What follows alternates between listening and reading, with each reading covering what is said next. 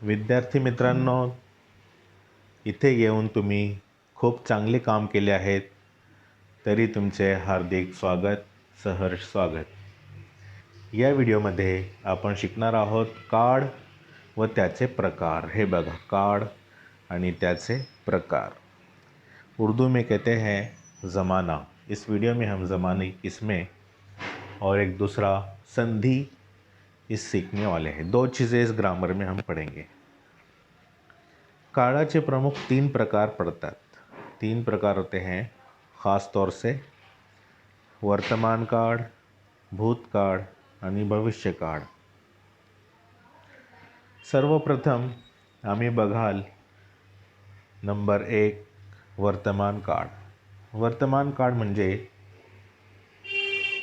जो काम अपन आता करत आहोत, जो काम अभी हो रहा है या होता है, उसको वर्तमान काल कहते हैं, ज़माने हाल.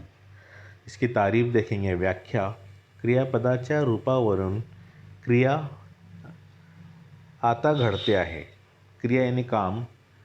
क्रियापद के जो जुमला है, लफ्ज़ है, उससे हमें पता चलता है कि काम अभी हो रहा है, ऐसा हमें लगता है, समझते, तेव्हा तो काळ वर्तमान काळ असतो. तो वो काल जो होता है वो वर्तमान काल होता है. उदाहरण: मी आंबा खातो. ये पहला जुमला, पहला वाक्य आहे. मैं आम खाता हूँ. मी क्रिकेट खेळतो. मैं क्रिकेट खेलता हूँ. मी शाळेत जाते. ती शाळेत जाते. वो स्कूल जाती है. आम्ही अभ्यास करतो. हम पढ़ाई करते हैं. तर वर्तमान काळाचे 3 प्रकार, उपप्रकार घडतात. कुछ लोग बताते हैं 4 भी होते हैं, लेकिन हम यहाँ 3 देखेंगे. सबसे पहला साधा वर्तमान काळ, साधा ज़माने हाल. जेव्हा क्रियापदाच्या रूपावरून क्रिया आता घडते असे समजते, तेव्हा त्या वाक्याचा काळ साधा वर्तमान असतो. यानी ऐसा काम जिस जुमले से हमें ये पता चले कि जो काम हमेशा होता है, आम तौर पर होता है, उसे हम सादा ज़माने हाल कहते हैं. जैसे उदाहरण: मी आंबा खातो. मैं आम खाता हूँ. ये काम हमेशा होता है. क्रिकेट खेलतो. प्रिया चाह पीते. ये चाय पीती है.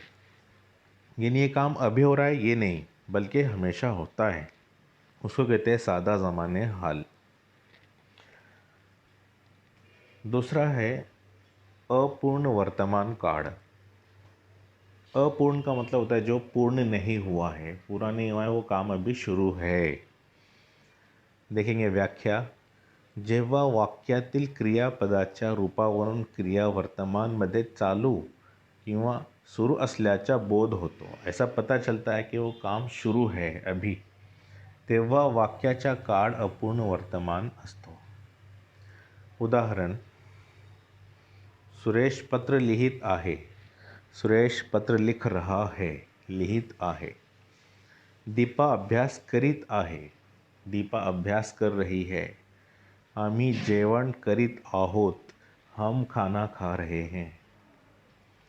यह है अपूर्ण वर्तमान काल. इसके बाद तीसरा है वर्तमान में पूर्ण वर्तमान काल. जो काम पूर्ण हो गया, यानी कि वर्तमान काल ज़माने हाल, यानी ऐसा काम जो अभी अभी पूर्ण हुआ, यानी कि हाल में ही, माजी नहीं हुआ हो. जेव्हा क्रिया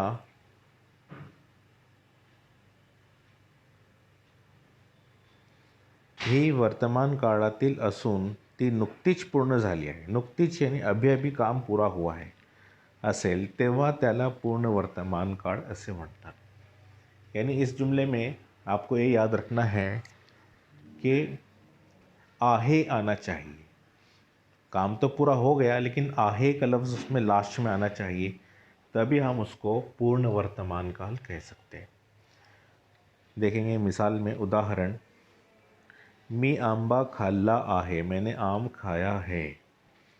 आम्ही पेपर सोडविला आहे. हमने पेपर छुडवाया है. विद्यार्थ्यांनी अभ्यास केला आहे. बच्चों ने पढ़ाई कर ली है. मी रोज फिरायला जातो. ये नहीं आएगा. काळात दूसरा आहे भूतकाळ. उर्दू में कहेंगे हम ज़माने माजी, जो गुजर गया. जेव्हा क्रियापदाच्या रूपावरून क्रिया पूर्वी घडून गेलेली असते. क्रियापद से हमें पता चलता है कि काम हो चुका है, असा बोध होतो, ऐसा पता चलता है, तेव्हा त्या काळाला भूतकाळ असे म्हणतात. उदाहरण: राम शाळेत गेला. मी अभ्यास केलो. तिने जेवण केले. 3 प्रकार होते हैं भूतकाल के. पहला साधा भूतकाल. एखादी क्रिया ही अगोदर घडून गेलेली असते व त्या संदर्भात जेव्हा बोलले जाते तेव्हा त्या काळास साधा भूतकाळ असे म्हणतो.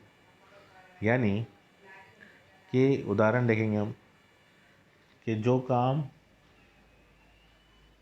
अभी अभी हुआ, जो काम अभी अभी हुआ ऐसा पता चलता है उस जुमले से, तो हम उस जुमले को जो है, उस जुमले का जो काळ है वो होगा साधा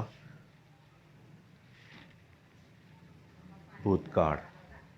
साधा भूतकाळ यानी जो काम अभी अभी हुआ. जैसे अभी हमने देखा पूर्ण वर्तमान काल में, उसके अंदर भी वही है, सेम थिंग है, लेकिन उसमें आहे आता है वर्तमान काल में, और साधा भूतकाळ में जो है आहे नहीं आएगा. देखिए, राम ने अभ्यास केला. मी पुस्तक वाचले. मैंने पुस्तक पढ़ी. सीता ने नाटक पाहिले. सीता ने एक ड्रामा देखा. राम ने अभ्यास केला. अगर हम इसको आहे लगाते हैं तो वो अपूर्ण वर्तमान काल का जुमला हो जाएगा. जैसे राम ने अभ्यास केला आहे, तो सिर्फ आहे का फ़र्क होता है पूर्ण वर्तमान काल और सादा भूतकाल में. ये आप लोगों को याद रखना है. तीसरा है अपूर्ण भूतकाळ. एखादी क्रिया मागील काळात चालू होती. कोई काम पहले चालू था किंवा घडत होती या हो रही थी, म्हणजे त्यावेळेस ती क्रिया अपूर्ण होती, तेव्हा क्रियाच्या त्या अवस्थेला अपूर्ण भूतकाळ किंवा चालू भूतकाळ असे म्हणतात. इन उस वक्त वो काम हो रहा था. तो रहा था उर्दू में अगर आया तो हम उसको कहते हैं ज़माने माजी नामुकम्मल. अब यहाँ पर देखेंगे इसकी मिसाल. मी आंबा खात होतो. मैं आम खा रहा था. दीपक गाणे गात होता. दीपक गाणे गा रहा था. ती साइकिल चालवत होती. वह साइकिल चला रही थी. होता, होती, रहा था, रही थी की जगह पर आता है मराठी में. ये आपको याद रखना है. अगर ऐसा जुमला होता है वो कर रहा था, वो हो रहा था, वो जा रहा था, तो इसका मतलब ये है कि वो अपूर्ण भूतकाल हुआ. इसके बाद तीसरा है भूतकाल पूर्ण यानी कि मुकम्मल. आप लोग इसके सामने उर्दू में लिख सकते हैं. अब मुकम्मल भूतकाल यानी पूर्ण भूतकाल क्या होता है वो हम देखेंगे. एखादी क्रिया मागील काळात पूर्ण झालेली असते. पहले कोई काम पूरा हो गया था किंवा ती क्रिया पूर्णपणे संपलेली असते, खतम हो गया उसका किस्सा. असे जेव्हा अंदाज येतो तेव्हा त्याला पूर्ण भूतकाल असे म्हणतात. इसके अंदर था, थी आना ज़रूरी है. चले गए थे, अंग्रेज़ देश छोड़कर चले गए थे. हमने खाना खाया था. उस वक्त मैं 12वीं में था. इन्हें बहुत पुरानी बात है. उदाहरण अब मराठी में देखते हैं. सिद्धीने गाणे गायले होते. सिद्धि ने गाना गाया था. मी अभ्यास केला होता. मैंने बहुत पढ़ाई की थी. त्यांनी पेपर लिहिला होता. होता जो है यहाँ पर था के लिए इस्तेमाल हो रहा है. जावेद वनात गेला होता. जंगल में गया था. मी रोज व्यायाम करीत होतो. और होतो की जगह असे भी यहाँ पे इस्तेमाल कर सकते हैं. इसका मतलब ऐसा हुआ कि मैं हर रोज़ एक्सरसाइज यानी कि वर्जिश करता था. करत असे भी कह सकते हैं और करत होतो भी लिख सकते हैं. ती दररोज मंदिरात जात होती किंवा ती मंदिरात जात असे, वो मंदिर में जाती थी. प्रसाद नियमित शाळेत जात होता. प्रसाद नियमित पाबंदी से स्कूल जाता था. तो ये जो काम पहले होता था या हो चुका था, इसको हम क्या कहेंगे? पूर्ण भूतकाल. तो ये आप लोगों को इसके इस तरह से जुमले याद रखना है. तिसरा आहे भविष्यकाळ, म्हणजे फ्यूचर टेन्स. उर्दू में कहेंगे हम ज़माने मुस्तकबिल. क्रियापदाच्या रूपावरून जेव्हा एखादी क्रिया ही पुढे घडणार आहे त्याची जाणीव होते.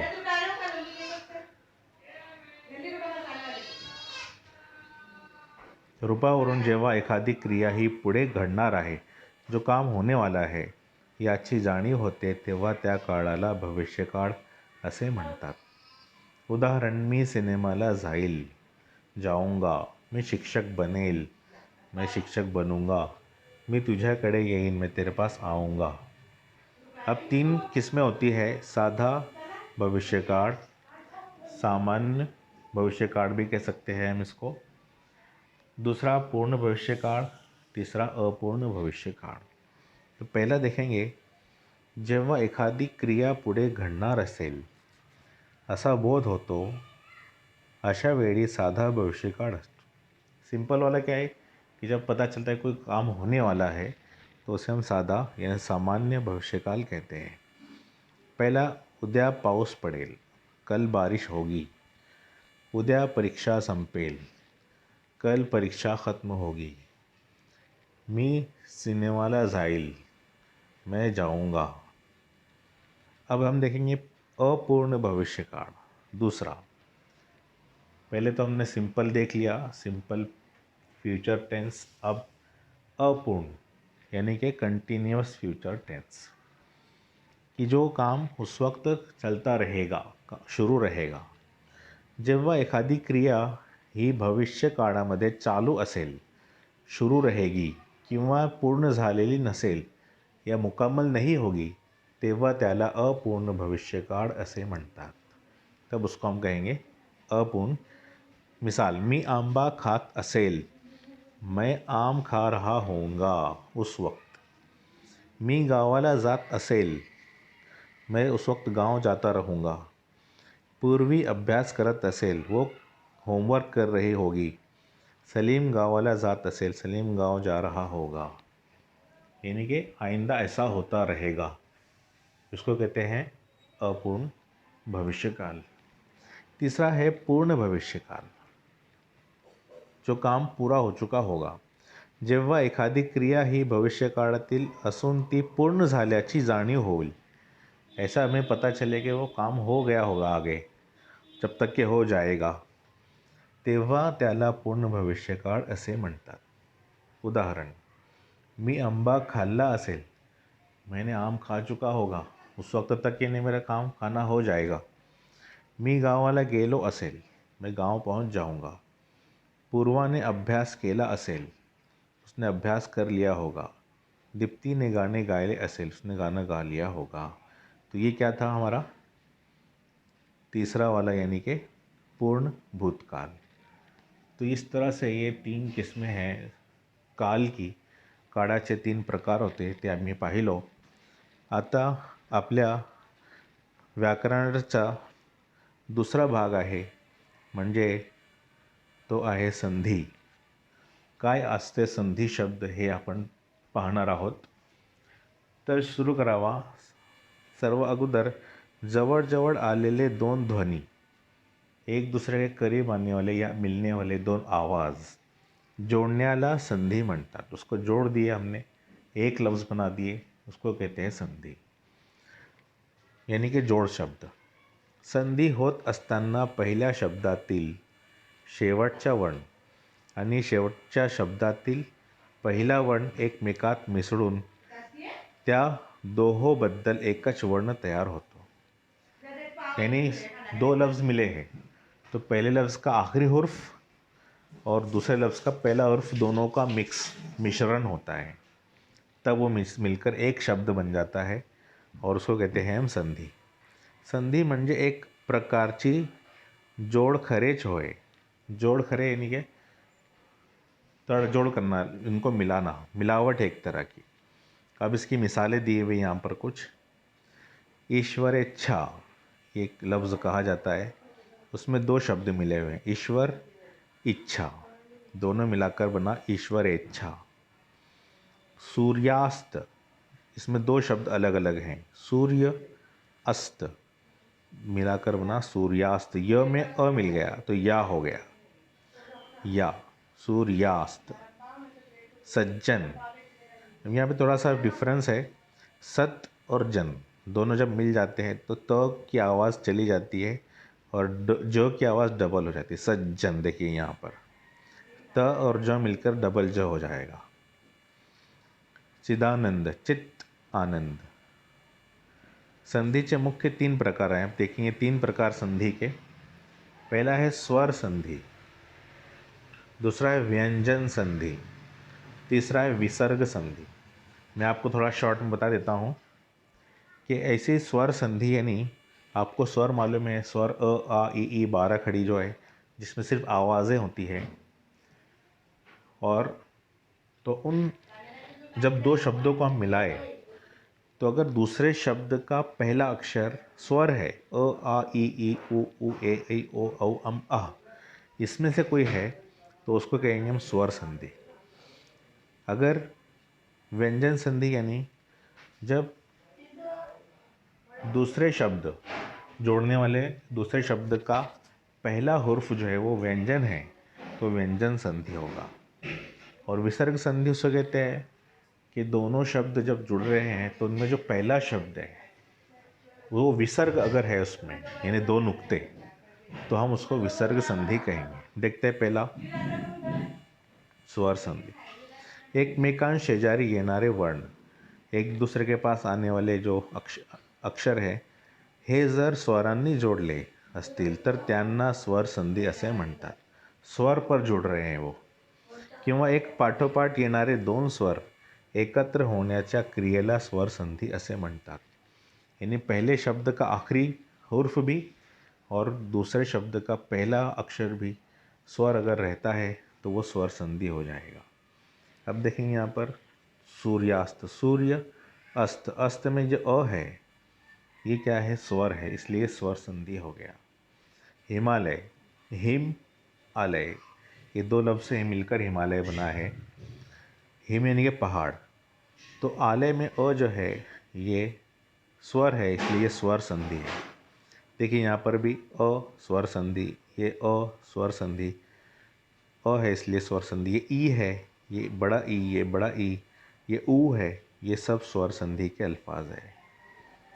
महेश, चंद्रास्त, विद्यार्थी, विद्या अर्थी, गुरुपदेश, बुद्धार, गणाधीश, महेंद्र, विद्याभास, स्वप्नाभास, गजानन, मिष्टान्न, ईश्वरेच्छा, गणेश, महोत्सव, चंद्रोदय, देवशा, महर्षि, यथेष्ट, रमेश, धरोष्णा, राजर्षि, महेश, सूर्योदय, गंगोदक, सुरेंद्र, भूपेंद्र, एकैक, भतैक्य, सदैव, जलौध, गंगौध, क्षणैक, प्रजैक्य, हाथौटी, प्रीत्यर्थ इत्यादि, अत्युत्तम, प्रत्येक, मनवंतर, स्वल्प, नयन,